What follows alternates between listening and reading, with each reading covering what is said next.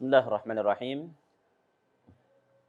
Para pemirsa Dalwa TV yang berbahagia, mari kita lanjutkan kajian kita tentang Ihya'us Sunan Al-Mahjurah, yaitu menghidupkan sunnah-sunnah Nabi yang banyak terabaikan, yang banyak dilupakan, banyak ditinggalkan oleh umat muslimin, oleh kaum muslimin.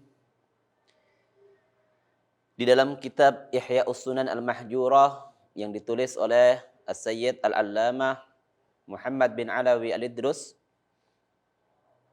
di antara sunnah-sunnah yang berkaitan secara umum, terutama dalam sholat Jumat dan pada hari Jumat, at-tabqir ilal Jum'ah wa aqalluhu minad duha.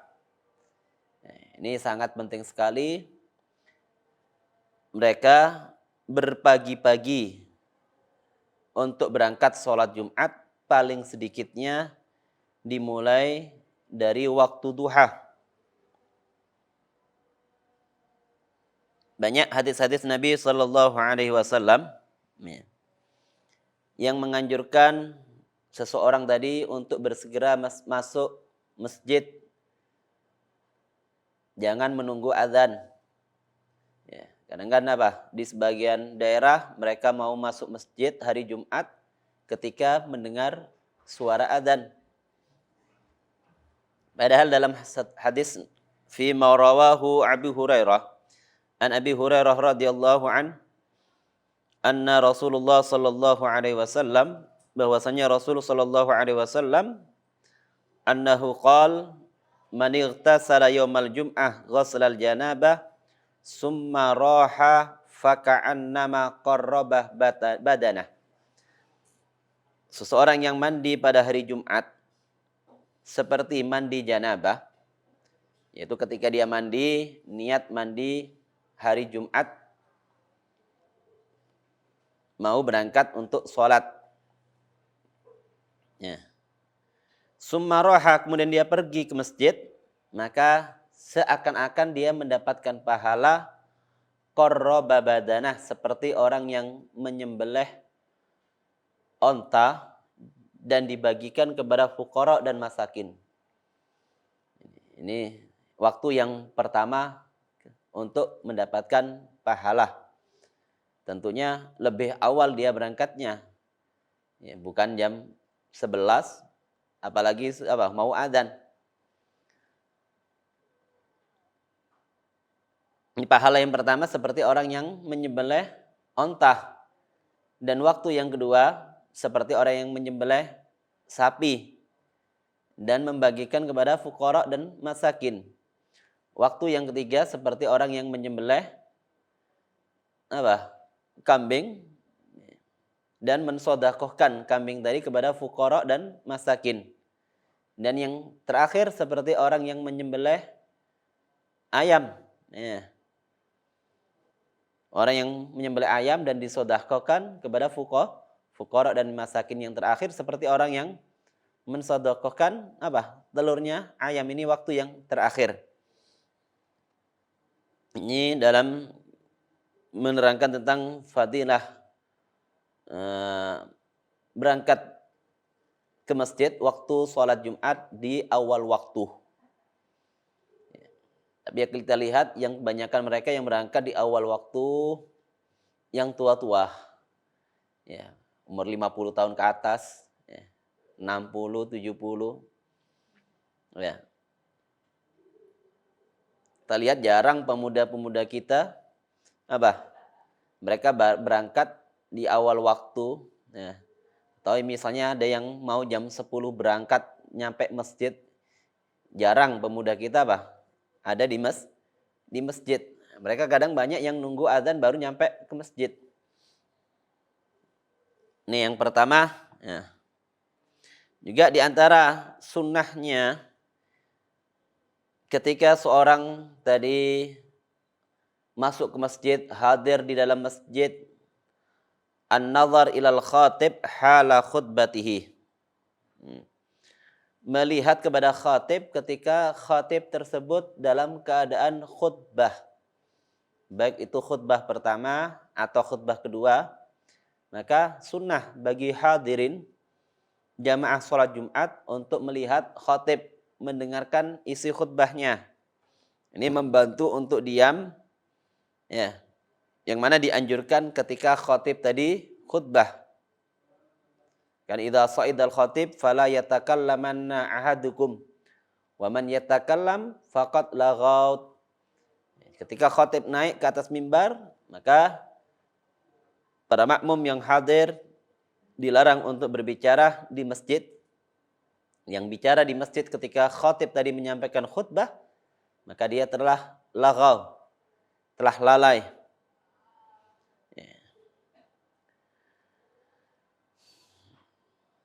Jadi bukan waktu khutbah dia tidur, nggak dengarkan khatib. Ya. Ini perlu kita perhatikan dan kita ajarkan kepada anak-anak kita, ya, agar ketika khatib berbicara waktu khutbah, menyampaikan khutbahnya, agar mereka menyimak baik-baik, mendengar baik-baik apa yang disampaikan oleh khatib. Ad-du'a inda dukhulil khatib, berdoa ketika masuknya khatib dan naiknya khatib ke mimbar. Ya. Ulama berbeda pendapat tentang sa'atul ijabah, waktu-waktu mustajab doa pada hari Jumat. Ya. Kenapa? Karena pada hari Jumat ada sa'atul ijabah allati khabba'aha Allah yaumal jum'ah, yang mana Allah menyembunyikannya pada hari Jumat. Jadi pada hari Jumat tadi ada satu riwayat hadis yang menjelaskan bahwasanya Rasulullah SAW bersabda, sesungguhnya pada hari Jumat ada salah satu waktu yang mana ketika seorang hamba memohon kepada Allah Ta'ala dengan suatu permintaan bertepatan dengan waktu ijabah tersebut, maka Allah Ta'ala akan mengabulkan doanya. Di antara ulama ada yang mengatakan inda dukhulil khatib, ketika masuknya khatib dan naiknya khatib ke atas mimbar, kita disunatkan, dianjurkan untuk banyak berdoa. Ada juga para ulama mengatakan waktu ijabah tadi antara duduknya khatib dalam dua khutbah. Jadi ketika khatib tadi julus bainal khutbatain, kita dianjurkan untuk memperbanyak doa. Ya. Dan juga ada di antaranya para ulama mengatakan saat al-ijabah ini ba'dal asar, setelah sholat asar yang dilakukan oleh Sayyidatuna Fatimah Az-Zahra. Beliau ketika selesai sholat asar, ketika selesai melakukan jamaah sholat asar, tidak keluar dari tempat sholatnya sampai waktu maghrib, berzikir, bertadarru', berdoa kepada Allah Ta'ala. Maka pada hari Jumat ini mari kita mengkhususkan, memperbanyak waktu kita untuk banyak memohon dan berdoa kepada Allah Ta'ala, karena pada hari Jumat ada waktu-waktu ijabah. Al-Imam As-Suyuti juga mengumpulkan hadis-hadis yang berkaitan dengan keutamaan hari Jumat dalam satu kitab, Khasa'is Yaumal Jum'ah, keistimewaan, keagungan-keagungan yang terdapat pada hari Jumat. Yang ke-9, an-nahyu nahyun nas anil bai' wasyira' fil amakin al-mukhita bil jami'. Melarang orang lain, ya, melarang seseorang melakukan transaksi jual beli di tempat sekitar masjid tadi. Ya. Maka kita mengingatkan mereka jangan berjualan di emperan masjid, apalagi berjualan masuk di masjid yang mengganggu ketenangan orang sholat, yang mengganggu kekhusukan orang yang sedang beribadah kepada Allah Ta'ala. Maka kalau ada seseorang yang berjualan di masjid, apalagi lebih-lebih di dalam masjid, maka kita katakan la rabahallahu fi tijaratik, mudah-mudahan Allah Ta'ala tidak memberikan keuntungan dalam perdaganganmu. Karena masjid adalah tempat bukan untuk berdagang, tempat bukan untuk berbisnis, ya, Masjid adalah baitun min buyutillah, rumah dari rumah-rumah Allah Ta'ala yang diperuntukkan untuk beribadah dan mendekatkan diri kepada Allah Subhanahu wa Ta'ala, tempat untuk membaca Al-Quran, tempat untuk beriktikaf, tempat untuk bermunajat, tempat untuk mengkaji ilmu agama, dan tempat yang bernilai positif dalam ibadah, maka kita kerjakan di masjid. Dan juga di antara sunnah-sunnah yang berkaitan dari masjid, ya ini janganlah masuk masjid dalam keadaan raihah karihah. Masuk masjid dalam keadaan bau mulut kita. Karena ada larangan dari Nabi SAW, an Ibni Umar, dari sahabat Abdullah bin Umar radhiyallahu anna Nabi sallallahu alaihi wasallam qaal, bahwasanya Nabi sallallahu alaihi wasallam bersabda, man akala min hadhihi syajarah, yakni as-saum, fala yaqrabanna masjidana.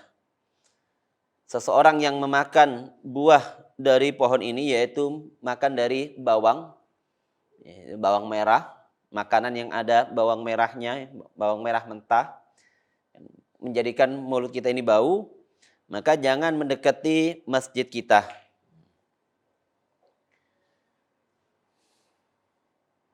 Fa innal malaikah tata'adza mimma yata'adza minhu banu Adam.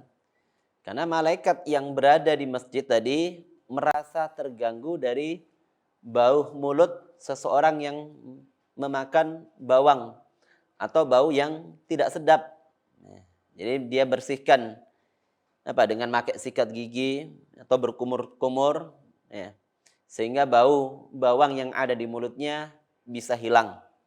Ini juga termasuk sunnah dan makruh orang yang dalam mulutnya terdapat bau, dia untuk masuk masjid.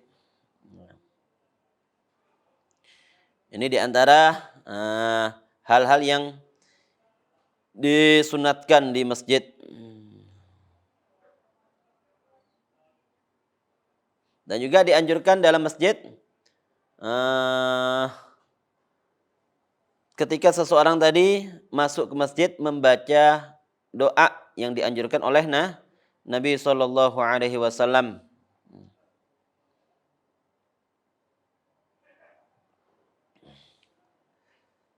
Banyak dari antara kita ketika masuk masjid dia nggak mau baca doa, nggak mau niat untuk beriktikaf, padahal ini termasuk sunnah yang tersendiri. Ya Allah, maftahli abwaba rahmatik. Ya. Minta dibukakan rahmatnya Allah Ta'ala dan kita niat iktikaf. Nawaitul iktikaf fi hadal masjid sunnatan lillahi ta'ala. Ya. Maka jangan sampai kita hanya melewati masjid, masuk masjid, ya, atau masjid tadi dijadikan jalan, hanya cuma sekedar untuk lewat. Ya. Banyak sekarang orang supaya pintas lewat, dia hanya lewat masjid cuma untuk lewat saja. Ya. Dan juga di antara sunnah-sunnah yang berkaitan dengan masjid tadi,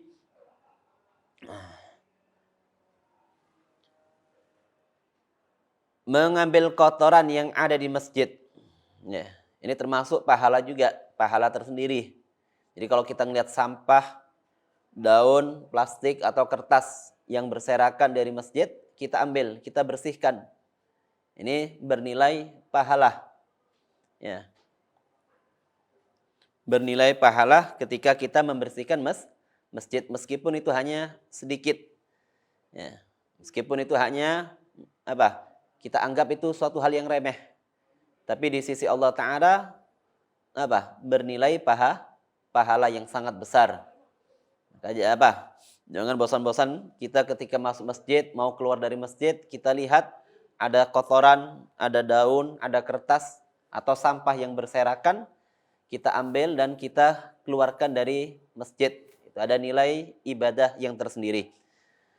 Juga ketika seseorang tadi keluar dari masjid pada selesai melaksanakan sholat Jumat, maka disunatkan melewati pasar, al-murur ala suq, melewati pasar, wa akhdhu syai'in walau qalilan, dan membeli sesuatu meskipun sedikit.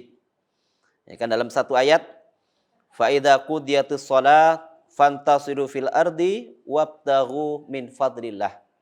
Dalam surat Al-Jum'ah, jika kalian selesai melaksanakan salat, menyebarlah ya, di permukaan bumi Allah Ta'ala dan carilah karunia Allah Ta'ala, rizki Allah Ta'ala. Jadi jangan sampai pekerjaan kita menghalangi untuk melakukan sholat Jumat. Jangan sampai bisnis kita, perdagangan kita tidak bisa melaksanakan sholat Jumat. Maka selesai sholat Jumat, kita teruskan lagi untuk membuka dagangan kita, buka usaha kita, buka warung kita, buka bisnis kita. Ya. Atau kita membeli sesuatu dan kita kasihkan kepada keluarga kita yang ada di rumah. Ini disunatkan juga. Nah, makanya sunnah-sunnah yang diajarkan para nabi, mari kita kerjakan dan semoga kita selalu dalam bimbingan Allah Subhanahu wa taala mendapatkan inayah selalu mengerjakan sunnah-sunnah yang diajarkan baginda Nabi Muhammad SAW, terutama yang berkaitan dengan keutamaan hari Jumat dan apa yang harus kita lakukan pada hari Jumat tersebut. Kita khususkan untuk memperbanyak ibadah kepada Allah Ta'ala, memperbanyak sholawat, memperbanyak membaca suratul kahfi, memperbanyak sedekah, dan memperbanyak ibadah-ibadah yang lainnya. Mudah-mudahan Allah Subhanahu wa Ta'ala selalu menerima amal kebaikan kita, menghapus dosa-dosa kita, dan menutupi kekurangan kita, dan diselamatkan kita dari siksa api neraka, diselamatkan dari azab kubur, dan mendapatkan kenikmatan di surga nantinya bersama baginda Nabi sallallahu alaihi wasallam. Wabillahi taufiq wal hidayah. Wassalamualaikum warahmatullahi wabarakatuh.